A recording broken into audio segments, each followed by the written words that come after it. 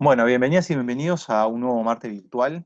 El día de hoy vamos a hacer un mate virtual de presentación de trabajo académico, el cual lleva por nombre Comercio a Palos, la misión comercial norcoreana en Montevideo de 1963 a 1966, del colega Camilo Aguirre Torrini. Este trabajo fue recientemente publicado en la revista de Encuentros Uruguayos. Muchísimas gracias, Camilo. Bienvenidas y bienvenidos a todos y a todas, y espero que les sea de interés este nuevo mate virtual. Y para ir directamente con el tema, ahora Camilo, cualquier cosa nos hace los comentarios que crea pertinentes, voy a que me permitan, disculpen, presentarlo. Camilo Aguirre Torrini es doctorando en Relaciones Internacionales en la University of Sussex de Reino Unido. Tiene un magíster en estudios coreanos por la Universidad Nacional de Seúl y fue seleccionado como Fellow de la Academy of Korean Studies en 2021. Sus intereses de investigación incluyen la diáspora coreana en América Latina, la participación de las naciones latinoamericanas en la guerra de Corea y la presencia norcoreana en América Latina. Posteriormente a la presentación de Camilo, vamos a tener a dos comentaristas de la casa, miembros de ALA Uruguay. Liberty Paulo es doctorando en Historia Mundial de la Universidad de Shanghai, donde obtuvo su título magíster en Historia Mundial, diplomado en Historia Económica de la Facultad de Ciencias Sociales de la Universidad de la República en Uruguay.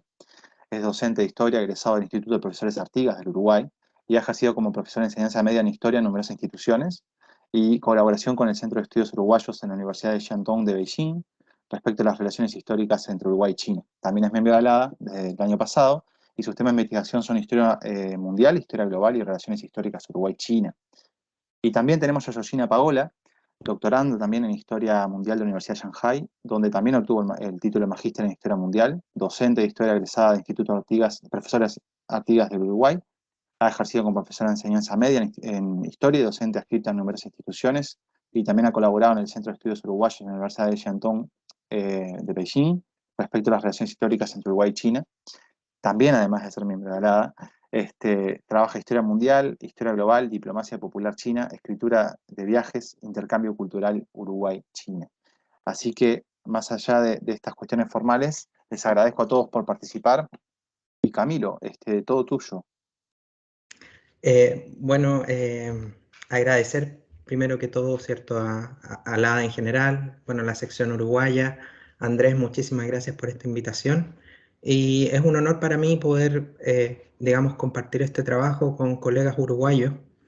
Siempre fue la intención publicarlo en una revista uruguaya y ojalá poder iniciar un diálogo, ¿cierto? Y también inspirar a investigadores uruguayos, aunque no formen parte del ámbito de los estudios asiáticos, digamos, a, a mirar la Guerra Fría en Uruguay desde una perspectiva más transnacional y agregar nuevos actores, que creo que eso ya se ha hecho, por ejemplo, para el caso de Checoslovaquia, está la investigación de Michal Surek.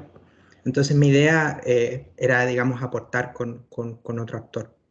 Así que sí, nunca me cuestioné publicar esto en otro lugar que no fuera en Uruguay y siempre con esta intención porque al no ser, como no soy uruguayo, fue un poco, digamos, desafiante este proyecto porque eh, tenía un conocimiento muy meridiano de la realidad uruguaya y después cuando ya empecé digamos, a trabajar con la bibliografía me di cuenta de lo complejo que es la sociedad uruguaya y en particular en ese periodo, los 60 uruguayos, que es como un huracán.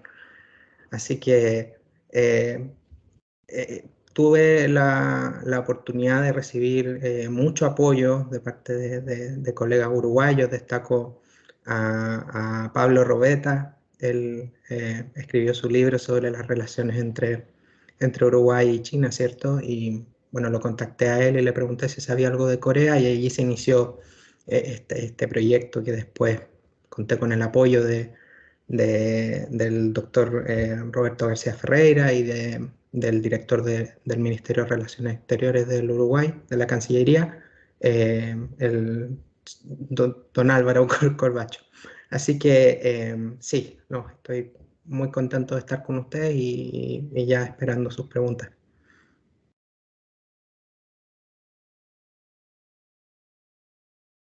Por favor, si podés presentarnos un poco el trabajo en general.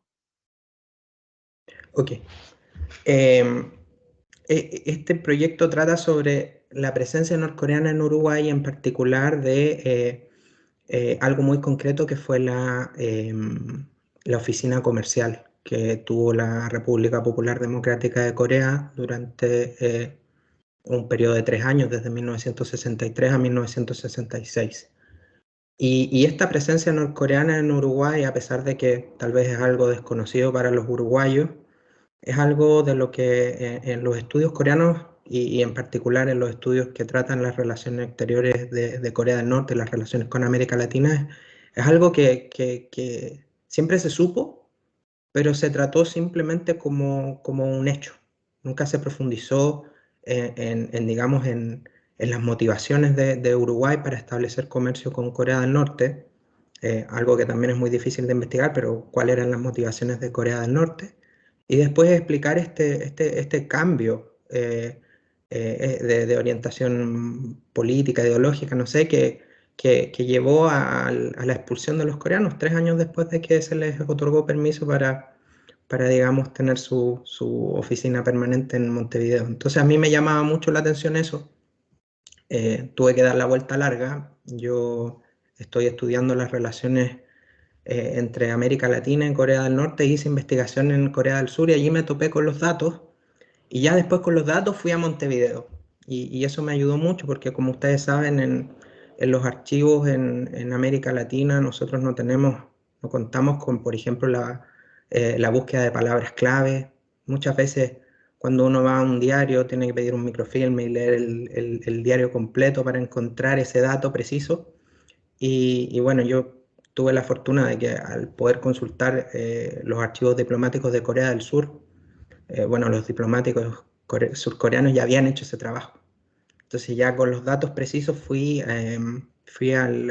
bueno, al Ministerio de Relaciones Exteriores, no encontré mucho, y después a la hemeroteca del Parlamento, ¿se llama? Sí, en la hemeroteca del Parlamento, y allí consulté principalmente el diario El Popular, y eso me permitió incorporar una nueva voz a este relato, que estaba muy dominado por el testimonio de este agente desertor de la CIA, ¿cierto?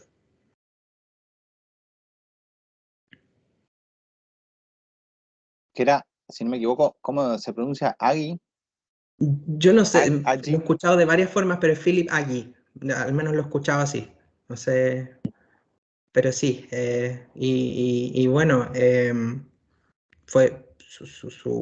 su testimonio fue publicado en Londres, después se tradujo al español y sí, ha sido muy influyente.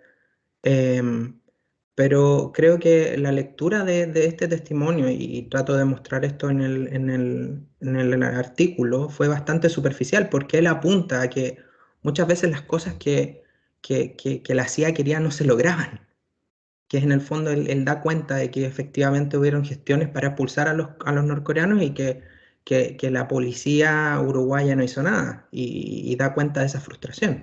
Y después él mismo también se refiere a los cambios que hay en el Ministerio del Interior uruguayo y cómo estos nuevos elementos, estos nuevos actores ya venían con una agenda clara. Ellos eran poco menos que unos cruzados anticomunistas que tenían un plan que iban a ejecutar y que los norcoreanos eran los primeros en la lista. Entonces, se ha explorado, digamos, para el caso de Checoslovaquia o de la Unión Soviética, es esta arista, pero en el caso norcoreano, insisto, la lectura creo que era muy, muy superficial. Se me ocurren más que preguntas, algunos comentarios, pero para ubicar también Sí, a quienes posiblemente puedan ver este video. Acá me hice algunas anotaciones y cualquier cosa Geo y Liber comentan a posterior. La pregunta es tres, cuatro preguntas que te haces guías para el trabajo, dicen, ¿qué motivó al gobierno uruguayo a establecer relaciones con la República Popular Democrática de Corea? ¿Cuál es el interés de Pyongyang en establecer una misión comercial en Montevideo a principios de los 60? Eso creo que lo comentamos, del 63 al 66. exacto. Y aún más importante, cómo se explica el cambio de actitud del gobierno de Uruguay, porque fueron solo 3 años. Muy interesante incluso cómo termina la situación en el aeropuerto, pues cómo la narrás, también muy interesante.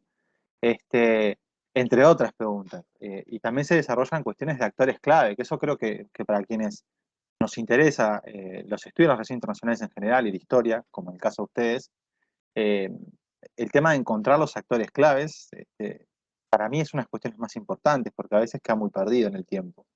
Este, pero bueno, hay algunas cuestiones que puedo ya ir comentando. Cualquier cosa, Camilo, si querés ir agregando algo, porque es cierto que invitamos a leer el trabajo, pero también como para dar algunas pistas, y por supuesto acá se puede spoilear, tampoco es un problema. Sí, No hay ningún inconveniente. Libre y Georgina, ¿quieren hacer algún comentario respecto al trabajo, alguna pregunta para Camilo? Totalmente libres de lo que quieran.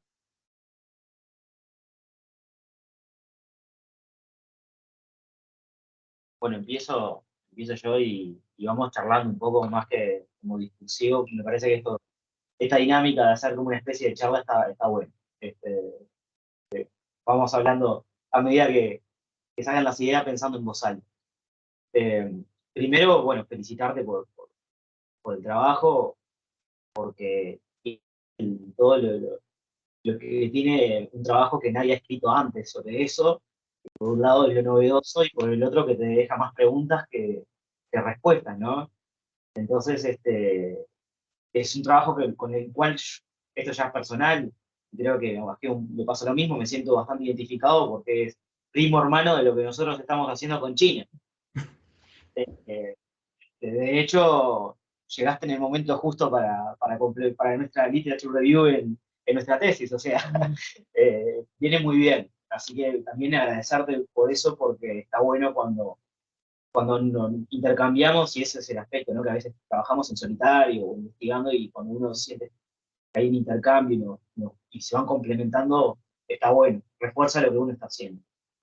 Y, y bueno, y en ese pensar cuando lo estaba leyendo, en ese pensar y reflexionar, pensaba un poco en la situación a nivel histórico de la década del 50, el 60, también cómo Uruguay se ponía en un momento bisagra entre cómo se iba a abrir hacia el mundo, ¿no?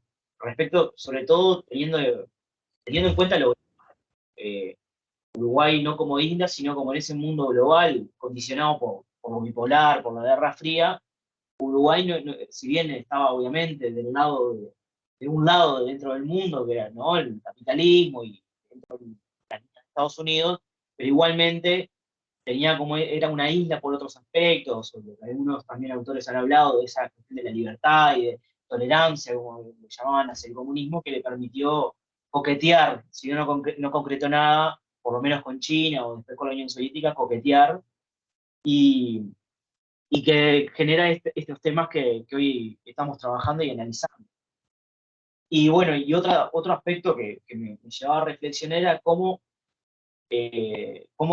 realmente la tradición de Uruguay es como la influencia de Estados Unidos sobre Uruguay, que es verdad, hay una influencia, obviamente la CIA y todo lo que ya conocemos, pero también cómo Uruguay en algunos momentos fue más realista que el rey, o cómo ciertos discursos o ciertas cuestiones anticomunistas o de acercarse al comunismo no era solamente una influencia de la CIA de Estados Unidos, sino que habían actores en Uruguay que estaban más convencidos incluso que Estados Unidos sobre ese tipo de cosas, ¿no?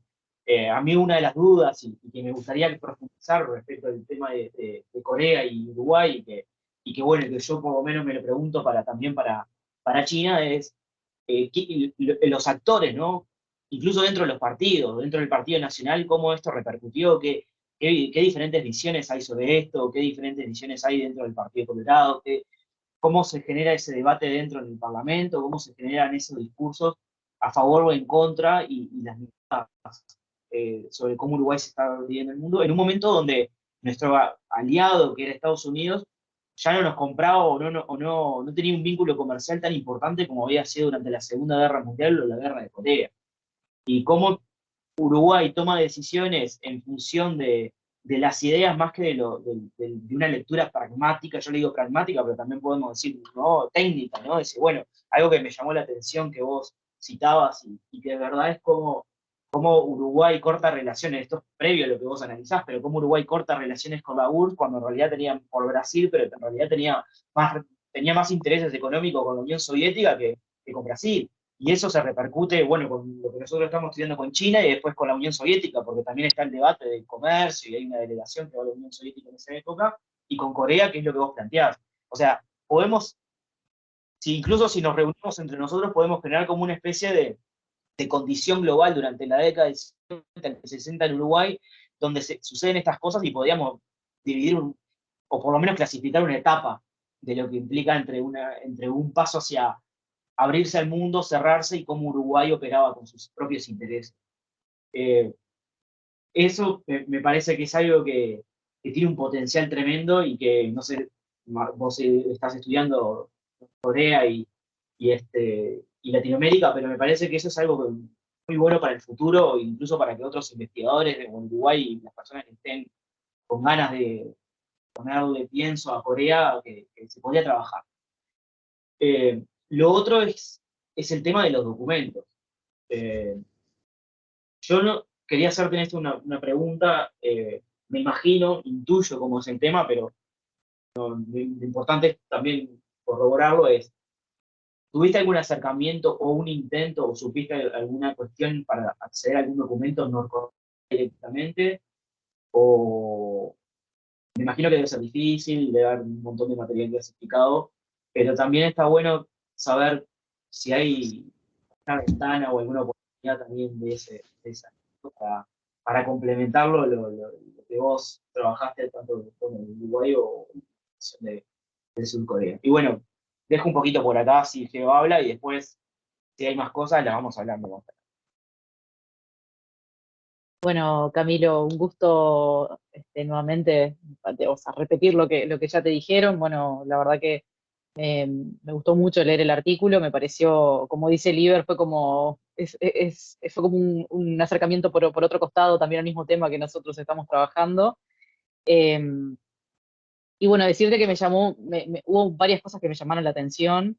Eh, Entre ellas, cómo trabajas el tema, bueno, aparte, antes de decir también, comentarte que creo que ya también Andrés lo dijo, a mí me gusta, me interesa y me gusta mucho trabajar esta parte de la historia de la relación entre Uruguay y China, pero también es parte de mi investigación, que tiene que ver con el tema de la diplomacia popular. Y me llamó muchísimo la atención cómo citaste a un autor que habla sobre diplomacia popular, cultural y no, perdón, diplomacia popular, parlamentaria y gubernamental. Cosa que me llamó mucho la atención porque dije, la verdad que hasta ahora no había leído a nadie que realmente hiciera como una distinción entre las tres.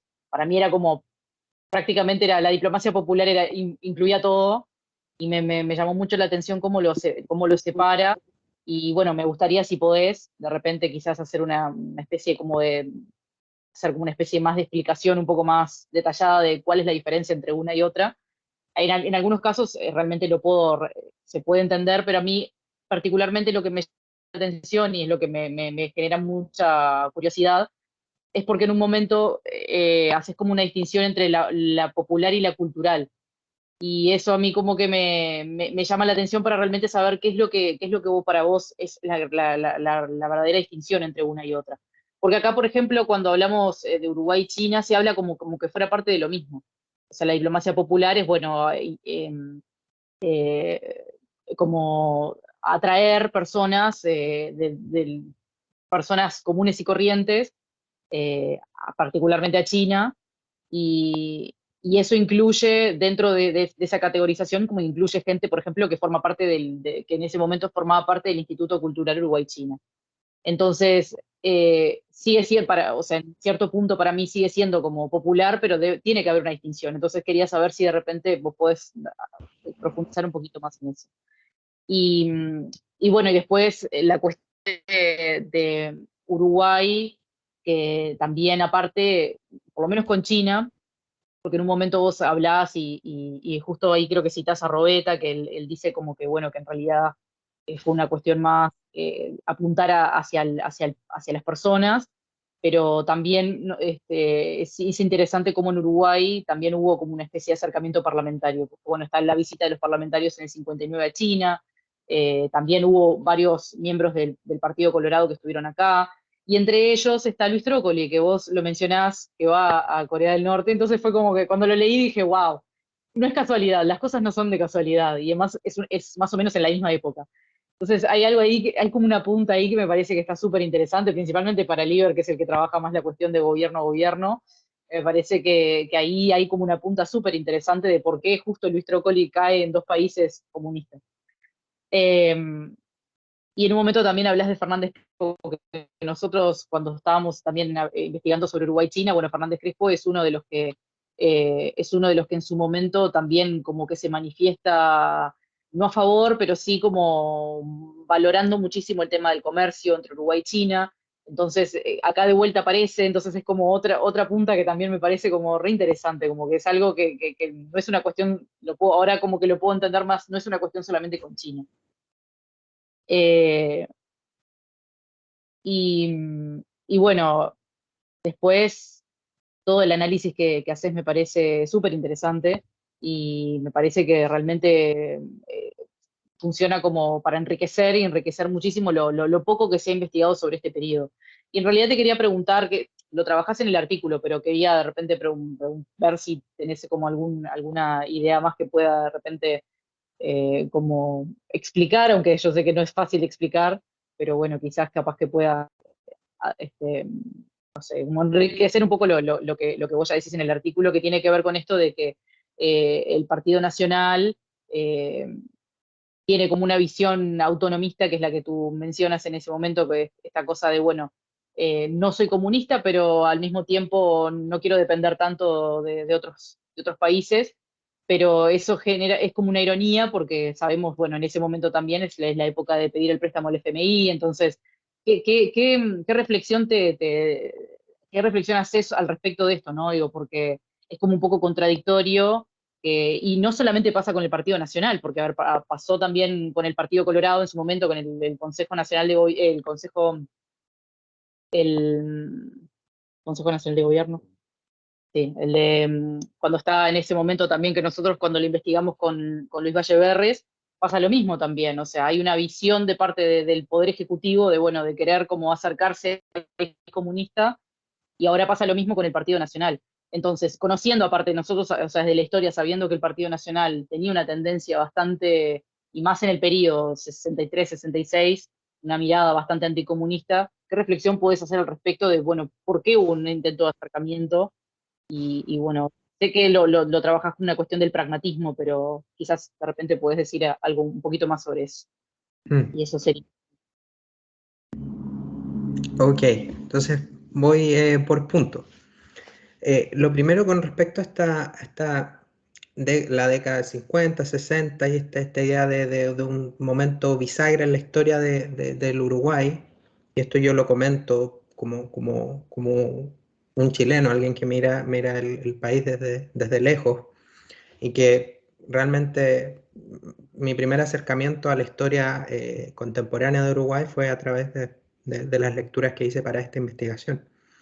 Y siento que hay como una contradicción entre reconocer que es un momento bisagra, pero en la historia del siglo XX uruguayo tienes esta década, no sé, de oro del estado de bienestar y la Suiza de América Latina, y por otro lado tienes la dictadura, y me da la impresión que todo lo que quedó en el medio de alguna forma es comprimido, y la verdad no, por ejemplo, sobre el gobierno del Partido Blanco, la verdad, cuando uno lee libros generales sobre historia del Uruguay, es una página y no hay más. Yo creo que puedo, puedo estar pecando de ignorante y de repente no sé algunos avances en la historiografía, pero creo que hay mucho por hacer. Yo tuve la fortuna al estar en el Reino Unido que la Biblioteca Nacional adquirió estos volúmenes sobre blancos, colorados y izquierdas.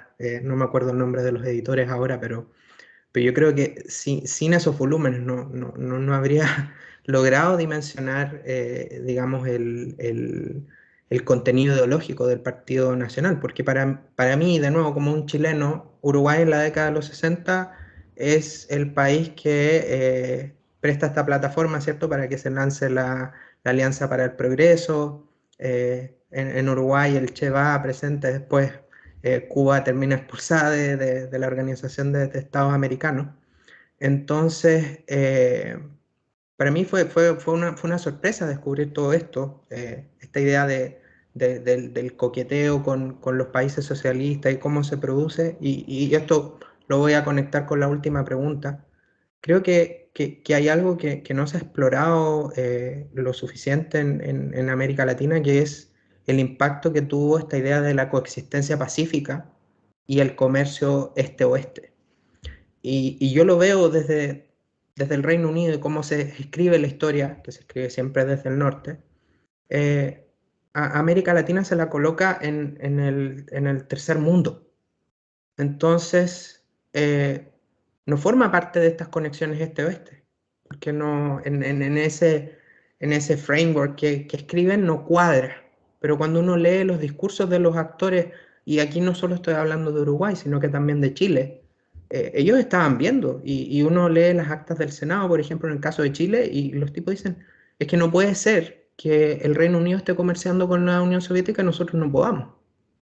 Y entonces allí hay un descubrimiento por parte de los políticos latinoamericanos que las reglas no son iguales para todos.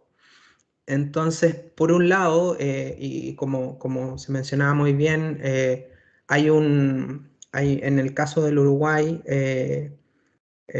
digamos, hay una serie de restricciones a la exportación de productos cárnicos y todo, pero también no hay una compensación previa al programa de la Alianza para el Progreso, pero incluso en su momento eso se consideró como insuficiente.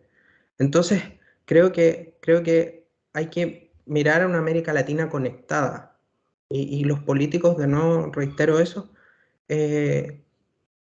seguían lo que estaba ocurriendo en Europa. Y recién ahora, este año, se publicó un artículo sobre las relaciones comerciales de el Reino Unido con Corea del Norte. Y yo encontré unos documentos en las actas de sesiones del Congreso chileno que mencionan a un diputado del Partido Radical diciendo, miren, los ingleses ya están comerciando con Corea del Norte, ¿por qué nosotros no podemos? Entonces, apuntaría un poco a eso. Creo que hay que volver a este tiempo bisagra, redescubrir, no sé, para el caso de ustedes, los uruguayos, de redescubrir los 50, los 60 y conectarlo con perspectivas más globales. Con respecto al tema del Partido Nacional y el componente ideológico, el pragmatismo, debo confesar que fueron aportes, comentarios que recibí de los evaluadores anónimos, les agradezco. Es una pena que no les pueda agradecer por su nombre, pero ellos me comentaron, por ejemplo, que el Partido Nacional, a pesar de que uno lo pueda ver como un partido alineado con los Estados Unidos, también desde antes ya tenía un contenido ideológico antiimperialista, y en muchos siempre está esta idea de actuar en función de los intereses del Uruguay. No, dejar un poco de lado la ideología y mirar por los intereses del Uruguay, que en ese entonces era posicionar productos en el exterior. No sé si con eso de alguna forma contesto esos puntos. Después, con respecto a los documentos, lamentablemente no es posible acceder a los documentos del Ministerio de Relaciones Exteriores de Corea del Norte. La única forma, o sea, el principal contacto que he tenido con documentos norcoreanos son primero el Diario de los Trabajadores o el Diario del Trabajo, Rodong Sinmun, del cual hay ediciones en la Biblioteca Nacional de Corea del Sur. Hay una sección que se llama el Centro de Información sobre Corea del Norte, y allí se pueden consultar esos periódicos, y también una serie de publicaciones.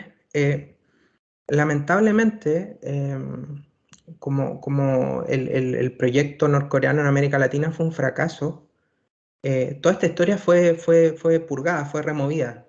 Hay un libro que se llama La historia de las relaciones exteriores de Corea del Norte, que fue editado en 1987 y no menciona ningún país latinoamericano que no sea Cuba.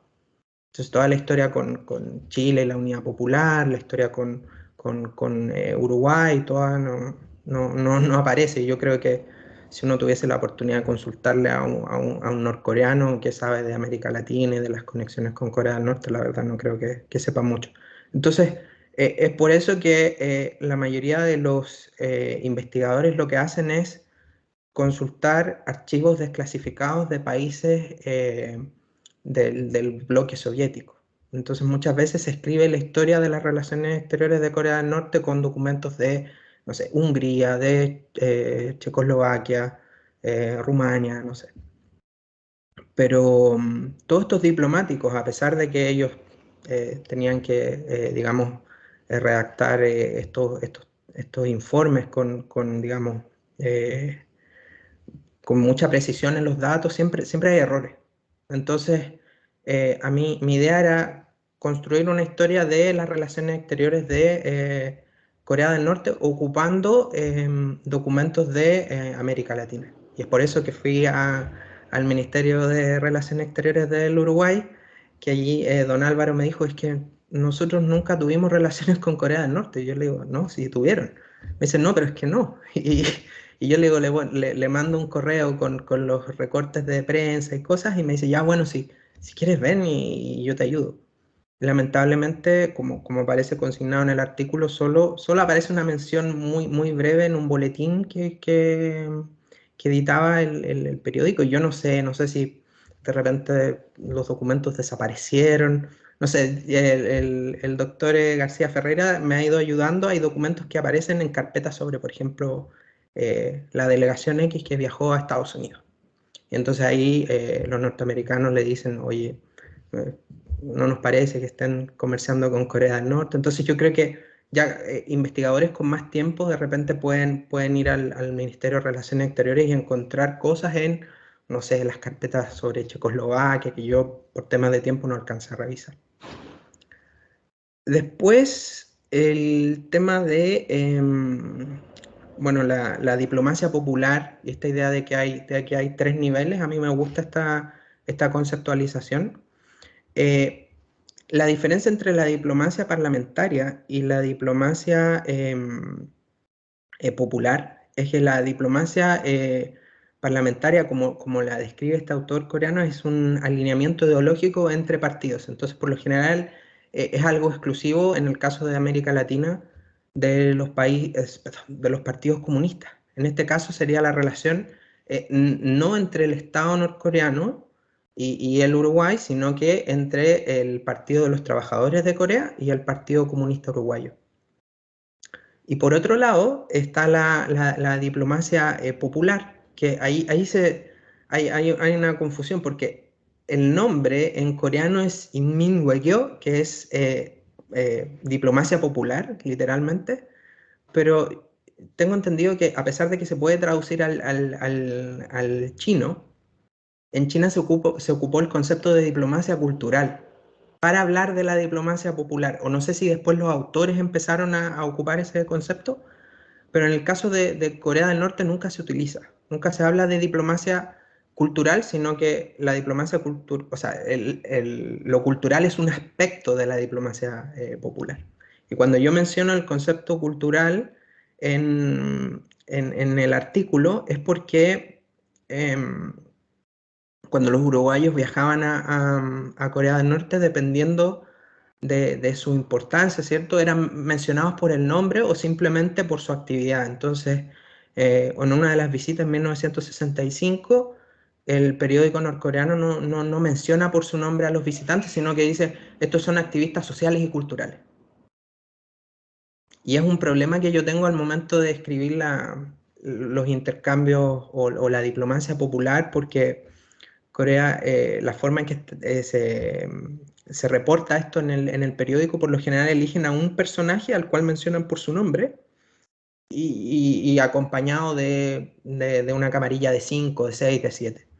Y después viene el tema también del nombre, porque muchas veces los norcoreanos no entendían las convenciones de cómo funcionan los nombres en español, entonces a veces personajes son mencionados por su segundo nombre, a veces por el segundo apellido, y es como difícil encontrar a los individuos. He tenido suerte hasta el momento en el caso del Uruguay, pero por ejemplo para Argentina me ha tocado que hay personas que tienen, no sé, apellido Pérez. ¿Quién es Pérez? Entonces, en el caso del Uruguay, el hecho de que hay tanto apellido italiano dando vueltas ayuda un poco. Y Bueno, y lo del Partido Nacional, y creo que ya lo mencioné respondiendo al primer comentario. Así que no sé si... perdón. Sí. Los viajes coordinados, casi se me olvida eso. Em, por lo general, Corea del Norte invitaba, al menos lo que he podido, digamos, averiguar a través de esta investigación, es que Corea del Norte, no sé si por temas de presupuesto, no estaba en condiciones de invitar a latinoamericanos desde América Latina. Entonces, por lo general se extendían invitaciones a políticos que ya estaban en un tour por los países socialistas, ya sea China o la Unión Soviética. Entonces es muy común, por ejemplo, aquí ya no puedo hablar del caso uruguayo, pero en el caso chileno, teníamos una delegación que estaba en Praga preparándose para ir a Moscú, y en Praga solicitaba la visa para poder ir a Corea del Norte. Entonces sí ocurre mucho, que Corea del Norte es como, y además por su posición, es el destino final en el tour por los países socialistas. Por ejemplo, en el 69 Allende como presidente del Senado chileno viaja a China, y después de China pasa a Corea del Norte antes de después ir a Cuba y terminar el tour. Así que creo que ahí hay un potencial enorme para compartir datos, cosas, porque es probable que si alguien visitó Corea del Norte, pasó por China o pasó por la Unión Soviética, y si alguien viajó a China, también es muy probable que haya extendido su viaje y haya viajado a Corea del Norte. Eso de compartir datos siempre suena bien. Por la duda, me estoy escuchando a mí mismo hablar. No sé si alguien tiene el altavoz abierto. Bueno, yo no te quiero hacer una pregunta más, porque en realidad la pregunta que más me interesaba fue la misma que hizo Georgina. A ver, las diferencias entre las diplomacias. Y no quiero hacer tampoco tantos comentarios, porque justamente como las cosas quedan grabadas después, eso es un problema. Es un problema bastante importante, tampoco para hacer tampoco estas charlas tan personales, ¿no? Pero sí, simplemente, y un poco lo que mencionaba Georgina, me parece sí muy interesante que lo que ella apuntaba al respecto de si tomamos, obviamente, son dos países asiáticos, China y Corea del Norte, que podría ser con otros casos, pero justo en estos casos cumplen, en algunos factores cumplen con el mismo valor, digamos, en esa variable, que la cuestión ideológica, es tanto lo que pasó en los 50 con las intenciones de Valle Berres, en los 60 con las intenciones que tenía el gobierno, e incluso también recordaba cuando se establecen relaciones diplomáticas con China, a fines de los 80, había, en general se cumple que el Parlamento o el sistema político no estaba de acuerdo. Y eso es un caso que lo podemos ver, ¿no? 50, 60, 80 no estaban de acuerdo con las decisiones del gobierno en sí mismo. Y eso es muy curioso, porque para nosotros que estudiamos China, de alguna u otra forma, ese caso lo tenemos bien claro, pero para Camilo tal vez eso, no sé, esa parte tal vez seguramente no la cubrió y tal vez no lo sepa. Cuando Uruguay está ya todo encaminado para firmar relaciones diplomáticas con China, a finales del 87 hay una moción de la mayoría del Parlamento uruguayo y de la mayoría de los intendentes del Uruguay, y digo mayoría, claramente, con una carta de que no querían tener relaciones con la República Popular China, y ya estaba todo encaminado. Es decir, mayoría. Y uno de ellos fue después presidente de la República. Entonces, es algo que la verdad llama mucho la atención, esa negación constante que no viene del gobierno, sino incluso los propios compañeros de partido. Ahí sí hay distinciones entre las alas de los partidos, que en el caso del 88 parece ser bastante clara. Y eso también es otra cuestión interesante, que está claro que desde las izquierdas hay más voluntad de acercarse, pero dentro de cada los partidos fundacionales, como le decimos ahora, ya no solo tradicionales, también para analizar, es decir, las diferencias entre las salas, ¿no? Los conservadores, los más liberales del Partido Colorado y del Partido Nacional. Eso me parece muy interesante. Ahora también dejo abierto a si Marcelo, que está dentro del público, si quiere hacer una pregunta, o también a Georgina y a Liber. Habíamos pactado que iba a ser más o menos lo que estamos cumpliendo el tiempo. Pero siempre me gusta comentar esto que lo hemos hablado muchas veces con Fellini y Lieber, y que es claramente tu trabajo, eso se ve, lo importante que es la revisión en las cancillerías, ¿no? De los archivos diplomáticos y los grandes inconvenientes que tenemos en general. Y en este caso, obviamente, es muchísimo más atrás en el tiempo, pero este problema lo tenemos, no digo en los últimos años, para no culpar a los actuales, pero es decir, no hay que ir mucho para atrás para no encontrarse ni siquiera informes anuales, que no están directamente, que no existen. Y eso es un problema no solo para los investigadores, sino también para la nación. Es un tema que creo que en cada uno de los gobiernos que viene, de cualquier país de América Latina seguramente, siempre se habla de reformar en algún punto las cancillerías y en algún punto tal vez esté el tema de los archivos diplomáticos y aún no se logra sistematizar de una forma amigable, más allá de la buena voluntad de los diplomáticos para cooperar al respecto.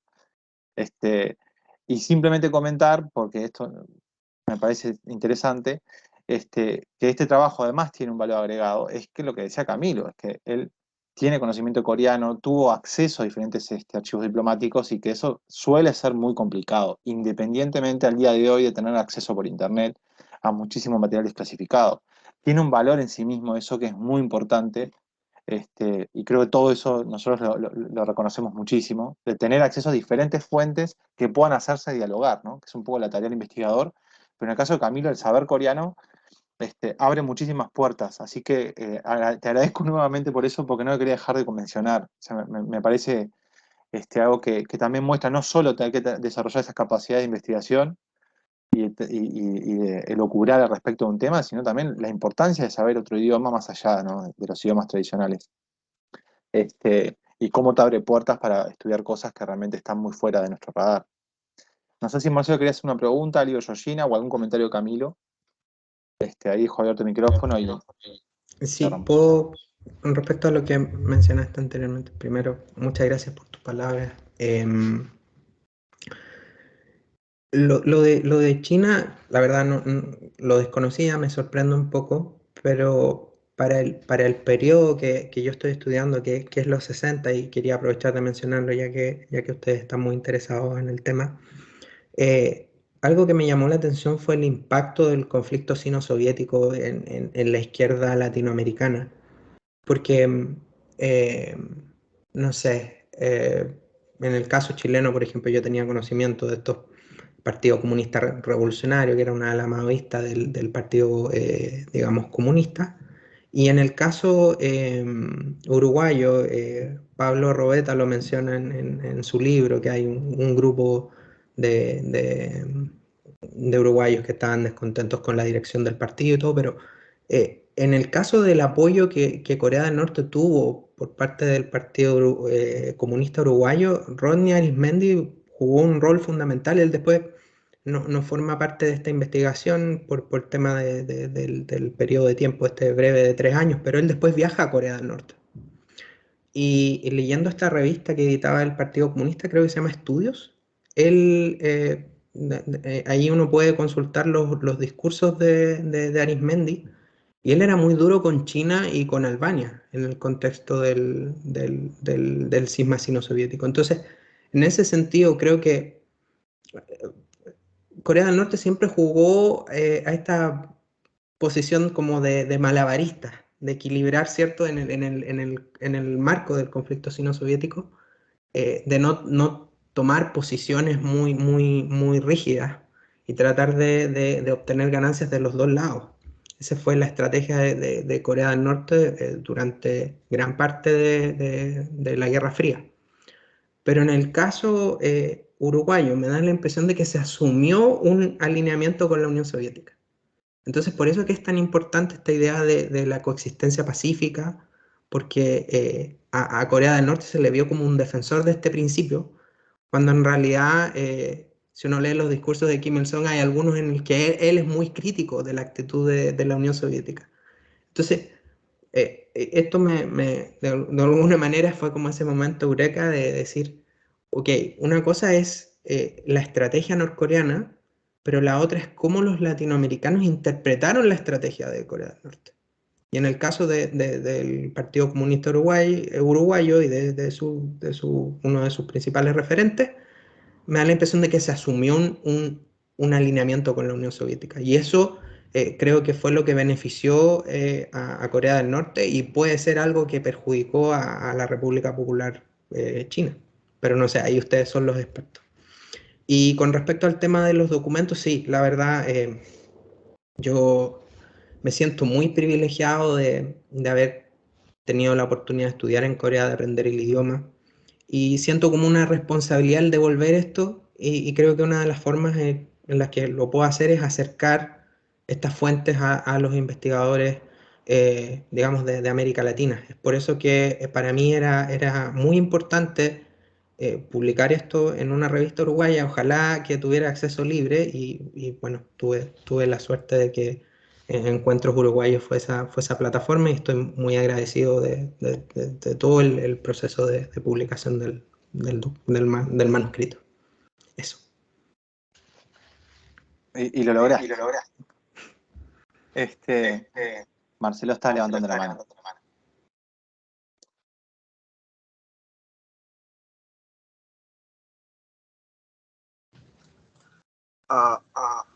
Bueno, ¿se me escucha? Sí, bien. Yo tengo una pregunta. Bueno, estoy bien. ¿Cómo? La pregunta mía sería, bueno, si estos... hay retorno. Sí, hay retorno. No sé si es el de Camilo, ¿puede ser? ¿Cómo? Pregunta nomás, ahora sí. Bien, genial. Bueno, mi pregunta sería, bien, habiendo oído las reflexiones que hacen ustedes, compañeros, sobre el trabajo de Camilo, y bueno, Camilo sobre su propio trabajo, me da a entender que los sectores políticos uruguayos, al menos los que están en el poder, ¿no? El Partido del Llano, el Partido Nacional, y partidos que están en el gobierno, que no lo había muy mencionado a la actuación del Partido Colorado, pero se entiende de que tenían su papel en el gobierno del momento, como que ellos no entendían la interna dentro del bloque socialista, es decir, la existencia desde hace algunos años de países más pro Unión Soviética y más pro China. Pues puede ser que estos políticos no entendieran esta división interna y que no la supieran aprovechar.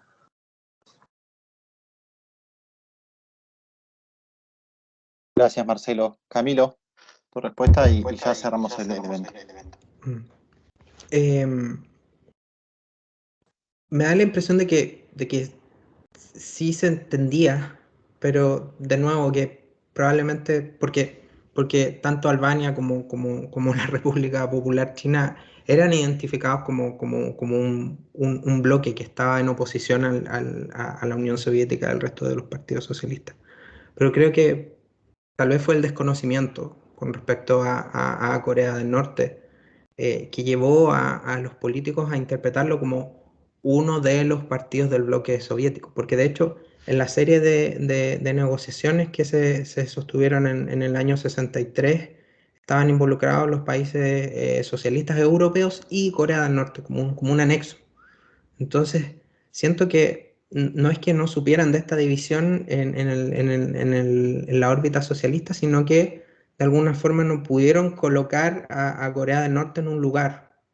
De nuevo, porque tal vez esa era la estrategia de Corea del Norte, jugar con esa ambigüedad. Entonces, creo que en ese sentido, el desconocimiento de este país en particular llevó a que, bueno, en el 63 se le diera la oportunidad de establecer una misión en el país, y bueno, después tal vez hubo esta reflexión posterior y decir, bueno, en realidad no nos convenía tenerlos acá, y se convierten como en estos, nosotros decimos en Chile, invitado de piedra, alguien que tú no quieres tener en tu casa.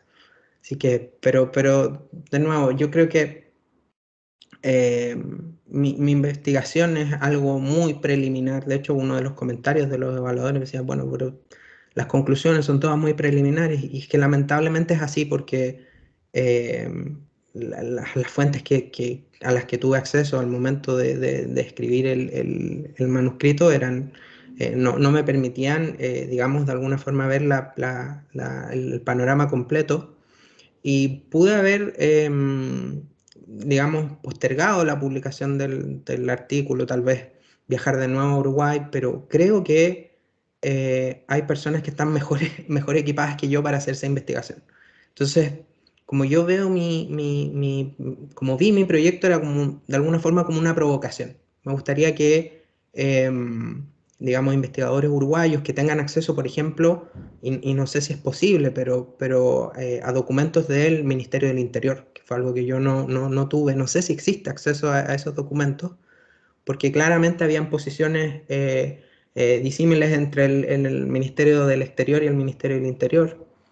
También las actas no sé si como la forma de gobierno, este gobierno colegiado, no sé si habían actas, esas actas no las pude consultar. Entonces, decidí dejarlo, digamos, en este estadio, digamos, y en términos futbolísticos pasarle la pelota digamos, a los investigadores uruguayos que están mejor equipados y si puedo, si alguien está interesado y quiere seguir y necesita que lo apoye de alguna forma, encantado.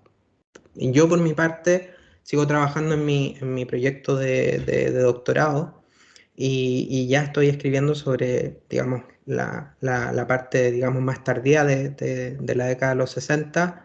Por ejemplo, en el 67 se constituye un grupo de amistad coreano-uruguayo y ya identifiqué, por ejemplo, el presidente de esta asociación es un comunista uruguayo de nombre Óscar Cabrera, pero no, estoy trabajando y en algún momento llegaré a la década de los 70. Así que ojalá poder formar esas conexiones y yo estoy encantado de compartir todo lo que tengo digamos, para avanzar y poder, digamos, completar el puzzle, porque creo que ese es el objetivo. Bueno, muchas gracias, Camilo. Ahí se puede tomar nota y hacer uso del pedido de acceso a la información pública. De los lugares que dijo, es cierto, el Ministerio del Interior puede ser muy interesante. A saber qué pasó con ese cambio de migraciones y del director que cambió el sentido, justamente la cuestión. Bueno, sin más, muchísimas gracias, Camilo, nuevamente. Muchísimas gracias a Livia y a Georgina por los comentarios, también a las presentes como a Marcelo, y también al secretario general de ALADA, quien nos ha hecho de soporte técnico. Muchas gracias. Y bueno, nada, estamos en contacto, te agradecemos mucho. Vuelvo a mencionar, el trabajo se llama Comercio a Palos, la misión comercial norcoreana en Montevideo de 1963 a 1966, de la revista Encuentros Uruguayos. Vamos a dejar un código QR después con el acceso en el post. No sé, Jerónimo, si querés cerrar vos, sería muy lindo para nosotros. No, yo la verdad es que estuve entre allá y acá porque aquí es hora de bañarse y todas esas cosas. Pero Camilo, qué trabajo más interesante. De hecho, te quiero contar que mientras te oía, estoy pensando cuál va a ser el próximo tema de la revista Oasis, que es la revista que yo edito aquí en Bogotá. Y habíamos pensado hacerlo sobre sexualidad y género en relaciones internacionales, pero me antojaste de hacerlo sobre Corea. Entonces ahora me complicaste la existencia, quiero decirte. Muy interesante el trabajo y la verdad es que no tenía en mi cabeza que iba a oír hoy y me cautivaste. Entonces muchas gracias. Eso. Muchas gracias. Vale, muy bien. Gracias. Saludos. Que tengan Un buen feliz día día. para Hasta todos. luego. Chao, Hasta chao. luego.